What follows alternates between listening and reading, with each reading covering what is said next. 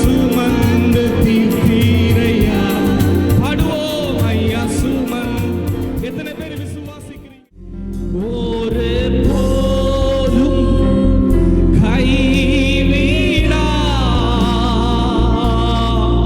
ஒரு நாளும் விலகிடா.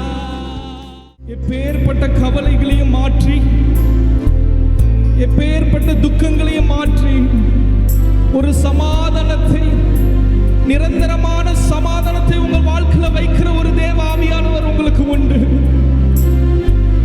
ஹல்லேலூயா. உலகம் தர முடியாத சமாதானத்தை என் இயேசு உங்களுக்கு தர முடியும். கர்த்தருடைய பரிசுத்தவான்களே அவருக்கு பயந்திருங்கள், அவருக்கு பயந்தவர்களுக்கு குறைவில்லை. 10ஆம் வசனத்தில் அழகாக கூறப்பட்டிருக்கு, சிங்கக்குட்டிகள் தாழ்ச்சி அடைந்து பட்டினி கிடக்கும். சிங்கக்குட்டிகளுக்கு கூட பட்டினி வரும், ஆனாலும் கர்த்தரை தேடுவர்களுக்கோ ஒரு நன்மையும் குறைபடாது. நாம் கர்த்தரை தேடுவோம், கர்த்தரை நோக்கி பார்ப்போம், கர்த்தர் தாமே நம்மை ஆசீர்வதிப்பார். தேவனை அறிகிற அறிவிலே சபை வளரணும், அதான் விருத்தி அடையணும். அதுதான் அவருடைய வாஞ்சை, அவருடைய ஏக்கம். நம்முடைய தேவன் யார், அவர் எப்படிப்பட்டவர் என்பதை அறிந்து கொள்வதில்தான் நம்முடைய ஆவிக்குரிய வாழ்க்கையின் ரகசியம், வெற்றியின் ரகசியம் அங்கதான் அடங்கி இருக்குது. அவரை அறிய அறிய அறிய அறிய என்ன ஆகும்னா, நம்மை சுற்றி இருக்கிற அந்த இருள் விலகி போகதை நம்ம பார்க்க முடியும். ஏன்னா அவரை அறியும் பொழுது அவருடைய வெளிச்சம் நமக்குள்ளே என்ன பிரகாசிக்க ஆரம்பிக்கும். அப்ப அந்த வெளிச்சம் நமக்குள்ளே பிரகாசிக்க ஆரம்பிக்கும் பொழுது இருள் விலகி போவதை நாம் பார்க்க முடியும். அந்த 14 நிருபங்கள்ல பவுல் அங்க அங்க அங்க அங்க தேவனை பற்றிய ரகசியம், இயேசு கிறிஸ்து பற்றிய ரகசியங்களை எல்லாம் அப்படியே எழுதி கொடுத்திருக்கிறார் சபைக்கு. அப்போ இந்த வெளிச்சம் நமக்குள்ள வரணும். அதைத்தான் பவுல் சொல்லுகிறார், பிரகாசமுள்ள மனக்கண்களை கொடுக்கும்படிக்கு நான் வேண்டிக் கொள்கிறேன். அதனாலதான் ஆண்டவரே சொன்னார், மலையின் மேல் இருக்கிற பட்டணம் மறைந்து இருக்க மாட்டார். நமக்குள்ள அவருடைய வெளிச்சம் வர வர வர வர என்ன ஆகும்னா, அந்த வெளிச்சம் பிறர் மத்தியிலே பிரகாசிக்க ஆரம்பிக்கும். நம்ம என்ன செய்யறோம், நம்முடைய ஐக்கியமெல்லாம் உலகத்தோட இருக்குது, அப்படிதானே? ஆனா வசனம் சொல்லுது, நம்மை அழைத்த இயேசு கிறிஸ்துவுடனே ஐக்கியமாய் இருப்பதற்கு தான் அவர் நம்மை அழைத்திருக்கிறார். அல்லேலூயா. யோபு சொல்லுகிறார், அவர் தமது வல்லமையினால் சமுத்திர கொந்தளிப்பை அமர பண்ணி தமது ஞானத்தினால் அதன் மூர்க்கத்தை அடக்குகிறாராம். அந்த அளவுக்கு அவர் தேவனை அறியக்கூடிய அறிவிலே இருக்கிறார் என்பதை நாம் பார்க்க முடியாது. ஆவிக்குரிய வாழ்க்கையின் வெற்றி, ஆவிக்குரிய வாழ்க்கையின் ரகசியங்கள் எல்லாம் எங்க இருக்குன்னா, அவரை அறிந்து கொள்கிற அறிவுல தான் இருக்கு. நம்முடைய ஆவிக்குரிய வாழ்க்கையின் தராதரமே அவரை அறிகிற அறிவில தான் அடங்கி இருக்குங்கிறத நாம் நல்லாய் புரிந்து கொள்ளணும். ஒரு ரூம்ல இருட்டு இருக்குன்னா, அந்த இருட்டுக்குள்ள என்ன இருக்குங்கிறத நம்மளால பார்க்க முடியாது. வெளியில இருந்து பார்க்கும்போது இருளாத்தான் இருக்கும். ஆனா வெளிச்சம் உள்ள பிரகாசிக்குதுன்னா என்ன ஆகும்னா, அந்த இருள் மறைஞ்சு போறதை நம்ம பார்க்க முடியும். சரிங்களா?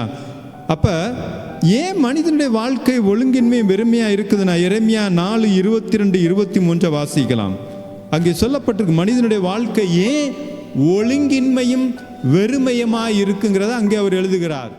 ஏன் பூமி ஒழுங்கின்மையும் வெறுமையுமாய் இருக்கிறது? அங்கே அவருக்கு பதிலே சொல்லுகிறார், என் ஜனங்கள் என்னை அறியாதிருக்கிறார்கள், என்னை பற்றிய அறிவு இல்லை. அப்ப எந்த இடத்துல கர்த்தரை பற்றி அறிவில்லையோ அந்த இடத்துல ஒழுங்கின்மையும் வெறுமையும் காணப்படும். எந்த மனிதனுக்குள்ள கர்த்தரை அறியக்கூடிய அறிவில்லையோ அவனுடைய வாழ்க்கையிலே ஒழுங்கின்மையும் வெறுமையும் காணப்படும். அதை நல்லா புரிந்து கொள்ளணும்.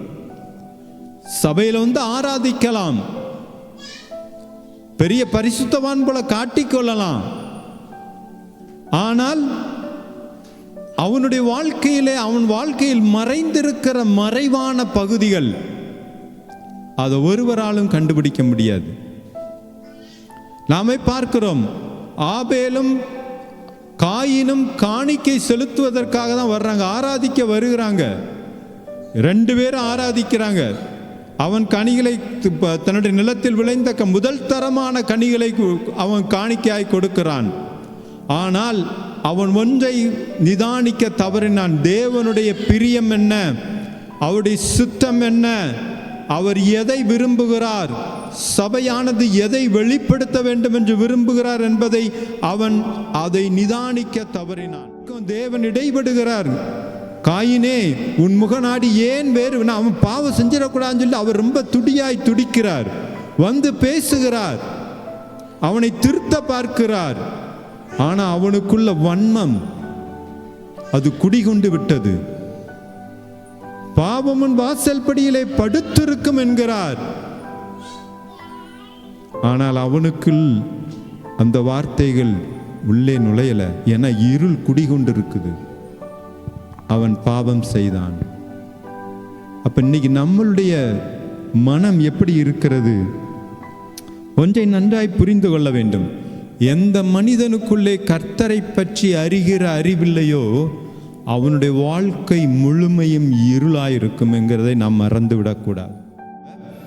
யாருக்குள்ளே தேவனை பற்றி அறிகிற அறிவில்லையோ அல்லது போதிக்கப்பட்டும் அதை ஏற்றுக்கொள்ளக்கூடிய மனநிலை இல்லையோ அவருடைய வாழ்க்கை இருளாகத்தான் இருக்கும். இந்த வேதத்தை நாம் வாசிக்கிறோம்னா வேத அறிவிற்காக வாசிக்க கூடாது. தேவனை அறிகிற அறிவிற்காய் நாம் வாசிக்க ஆரம்பிக்கணும். சரிய அறிய நம்ம என்ன ஆகும்னா அவருடைய வார்த்தையை நாம விசுவாசிக்க முடியும். அவருடைய வார்த்தையை நம்ம விசுவாசிக்கணும்னா இந்த வார்த்தையை சொன்னவர் யார், அவர் எப்படிப்பட்டவர், அவர் சொன்னதை செய்து முடிக்க வல்லமையுள்ளவர். வாயிலிருந்து புறப்படும் வசனமும் அது வெறுமையா என்னிடத்திற்கு திரும்பாமல் அவர் எதை விரும்புகிறாரோ, நம்முடைய வாழ்க்கையிலே எதை செய்யணும்னு அவர் நினைக்கிறாரோ, எதை செய்யணும்னு அவர் விரும்புகிறாரோ அதை நிச்சயமாய் அந்த வார்த்தை செய்து முடிக்கும்ங்கிறத நாம விசுவாசிக்கணும்னா அவர் யாருங்கிறத, இதை சொன்னவர் யாருங்கிறத நம்ம அறிந்துகிட்டோம்னா அது நிச்சயமாய் செய்து முடிக்கும்.